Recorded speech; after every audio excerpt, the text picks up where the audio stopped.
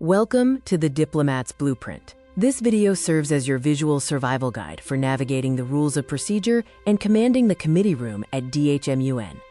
Success begins with the foundations. Use English only, adhere to professional Western business attire, maintain diplomatic courtesy to avoid disciplinary action, and remember that the Secretariat holds ultimate authority.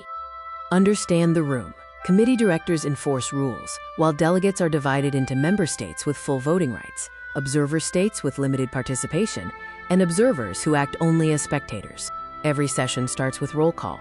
You need a quarter of the committee present to start. When called, declare present to retain the right to abstain later, or present and voting to forfeit that right. Committee proceedings follow a set life cycle, from roll call and setting the agenda, to debates, caucusing, drafting documents, and finally, the voting procedure to pass resolutions. To set the agenda, a motion is raised followed by debate. It requires a 2/3 majority to close debate, and a simple majority for the final vote, unless otherwise specified by exceptions.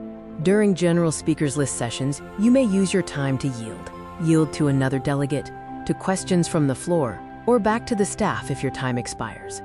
Caucuses come in two forms: moderated, which is a fast-paced debate on sub-issues, and unmoderated, which allows for informal networking and drafting.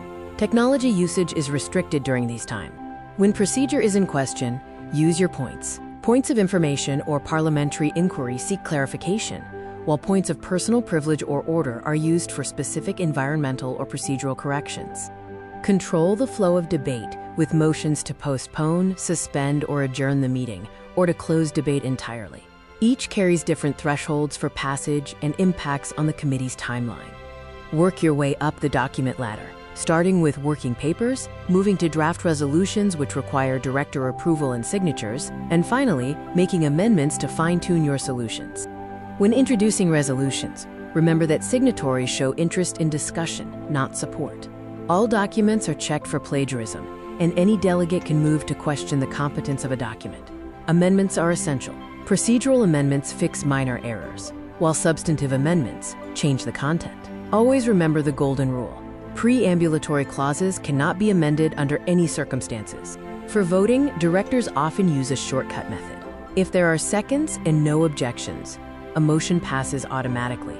Otherwise, formal procedural or substantive votes will be conducted. Finally, the motion to reconsider acts as a safety valve, allowing the committee to revisit a vote. Use these rules not as barriers, but as your blueprint to engineer consensus.